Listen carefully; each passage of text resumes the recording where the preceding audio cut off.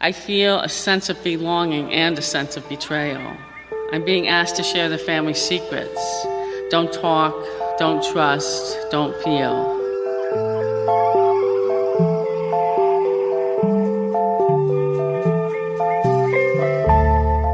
It's the TMI Project Story Hour, a series of true stories created in our writing workshops by everyday unsung heroes. They all divulge the too much information parts we usually keep to ourselves for personal liberation, human connection, and freedom, both for themselves and those who listen. Before we get started, we just want to let you know that as the TMI implies, some content might be too much information for some listeners. And remember, your support keeps our content free and accessible to everyone who wants to listen. So if you like what you hear and you're able to chip in at tmiproject.org, thank you. Either way, we are glad you're listening.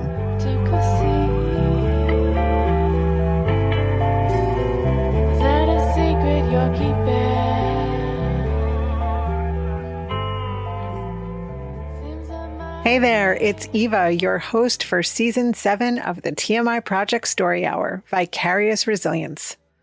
Just like our award-winning documentary short of the same name, this season we're going to highlight some of the brave souls who stepped on stage, stood in their spotlight, and shared the truth about their lived experience with mental health and mental illness.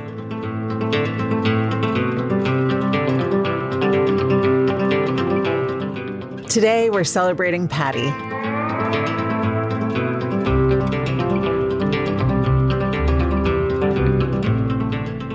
Patty is a dear friend. Since she talks about this in her story herself, I'm not blowing anyone's anonymity when I tell you that we met in recovery. When I met her 15 years ago, I was 3 years sober, and my sobriety went from black and white to Technicolor. She was one of the first friends that I made in recovery, and I have learned so much through our friendship. One thing I remember about the night that Patty shared this story for the first time is how nervous she was to tell it. In an alcoholic family, there is often a contract we sign that binds us to secrecy. We become willing to protect the addict at all costs. Somehow for Patty, sharing this story felt like breaking that lifetime agreement, and she was a nervous wreck. She even thought she had a heart attack that night. But she was just feeling the sensations of releasing a lifetime of shame associated with keeping a secret. Patty exemplifies how important it is to give people the opportunity to talk about addiction.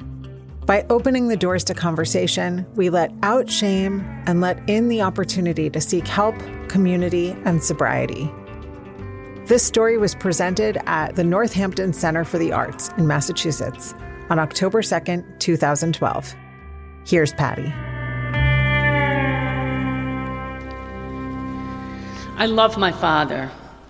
Somewhere along the way, William Thomas Curry is nicknamed Wild Bill. He isn't just a hellion. He has a joie de vivre, a zest for life that shines through his wild Irish blue eyes. Dad brings home his paycheck and throws up the cash, letting us catch and keep what we can.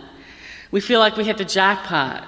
He teaches his 4 daughters how to shoot craps. We all huddle in the living room saying 7-Eleven or doubles. Baby needs a new pair of shoes. Another time he comes home with a motorcycle, a small red Kawasaki. We all excitedly get our turns to be ridden around the neighborhood. I hold on as tight as I can for fear of being swept off. I bury my face in his back, leaning when he leans, my heart racing with exhilaration. My first memories of him are filled with excitement, but they are also tinted with longing. Holidays are brutal. Sometimes he doesn't show up. There are drunken rages, and trees decorated with shiny glass ornaments fly across the living room floor. He accidentally falls into it, spraying in all directions because he's so drunk he can't stand up. Until I'm 10 years old, I share a bedroom with my sister Terry. On a good night, all is well. On a bad night, we are all on high alert. We're awakened by some sound, elevated voices, each of the 4 sisters lying in bed, waiting, knowing that at some point it would come to flesh against flesh. That's our cue. Terry and I stealthily fly into the seeming safety of Eileen and Donna's rooms just as they open the door, expecting us. None of us talk. We just wait in the dark, hearts pounding, eyes closed, breath held, waiting. Soon, the voices are too high and the physicality too close. We rise up as one, all members of the same tribe, and run straight out into the darkness toward the sound, the light, and the fury. The presence of 4 girls is enough to knock the sense back into him and to give my mother enough time to gather herself up as the chief member of the all-girl warrior tribe. One day, my sister Terry's in the girls' room when we are attending St. Rose of Lima Catholic School. She's in the 8th grade and I'm in the 6th grade. She's crying. Stupid Chester Ferris was making fun of her because our father had been arrested for attempted murder. The story is in the Danbury News Times, which Chester brings into school. I don't really understand what's going on, but I know something really bad is happening. In our house, there's always a thin layer of chaos and confusion that permeates the air, unpredictability. It is ever present, waxing and waning, at times receding, then at other times crashing violently against the ragged shoreline. But Chester Ferris making fun of Terry, come on, I want to knock his block off. She comes into the girls' room crying, and I just happen to be there. I think it's like a miracle of the Blessed Virgin Mary that I'm in there. There's several layers of embarrassment.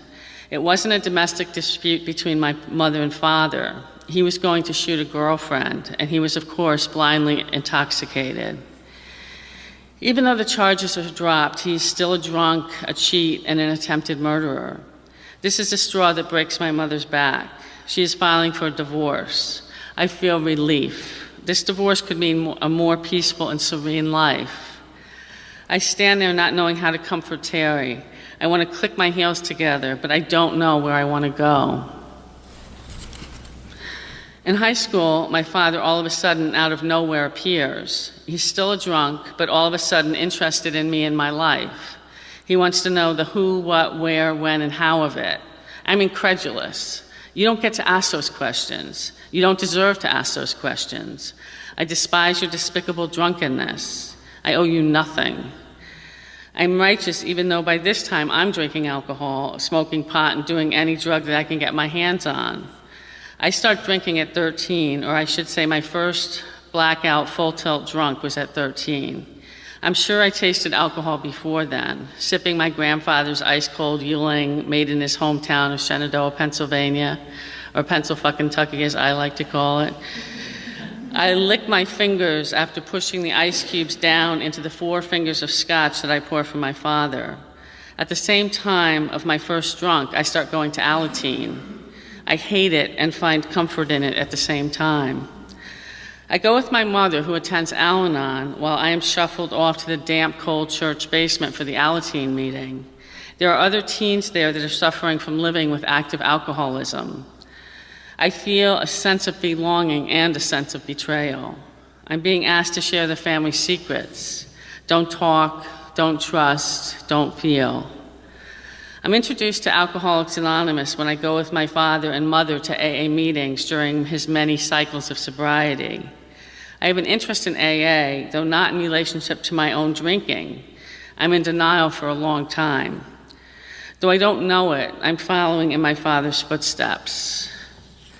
I watch my father decompose, disintegrate into drunkenness so many times that you would think I would rather die than put that substance inside of me. But it was just the opposite. I couldn't wait for the next time, and the next time after that. Drugs and alcohol and sex did the trick. I was off to the land of more. More of this and more of that.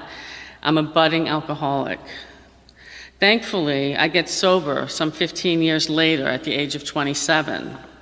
3 years before my father dies from pouring scotch down his throat on a daily basis. He's alone at Tripler Hospital in Honolulu, 6,000 miles from home. Liquid spirits rob him and those he loves of who he is, essentially.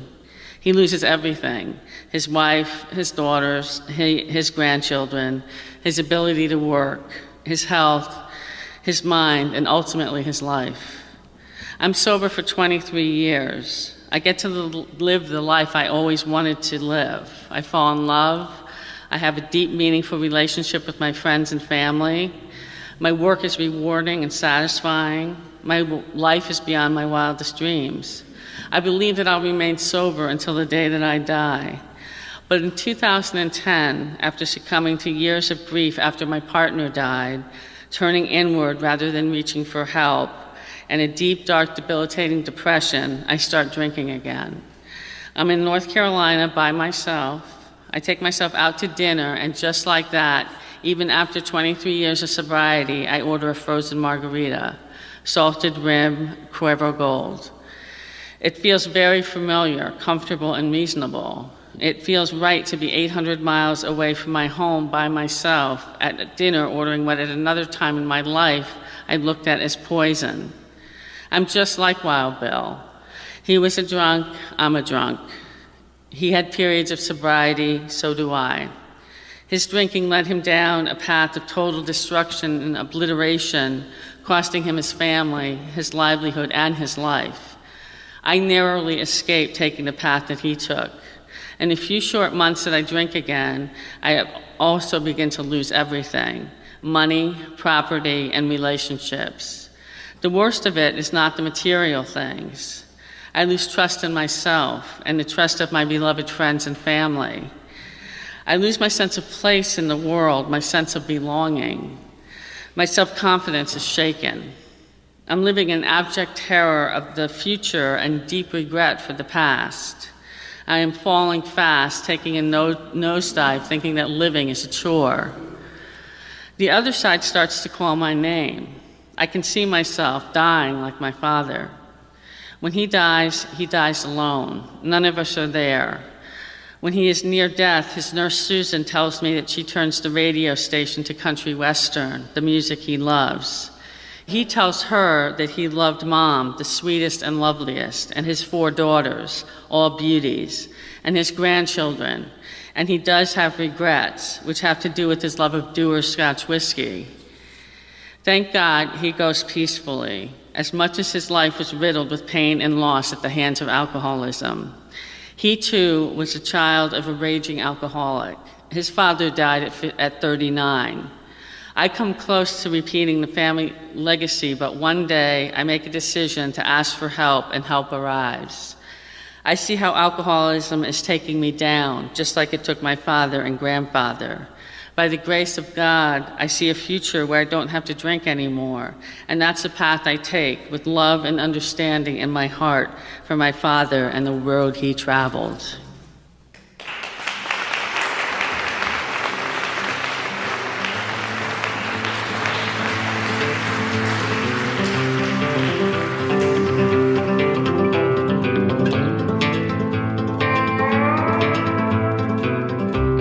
Thank you, Patty, for mustering up the bravery to tell this story.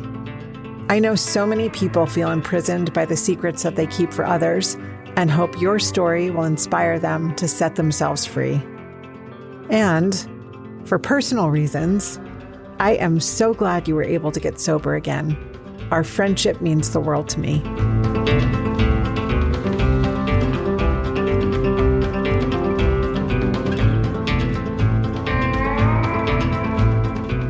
If you want to watch Vicarious Resilience, it's available at vicariousresilience.com. If you think you have a problem and want help, call the Substance Abuse and Mental Health Association's National Helpline at 1-800-662-HELP. That's 1-800-662-4357.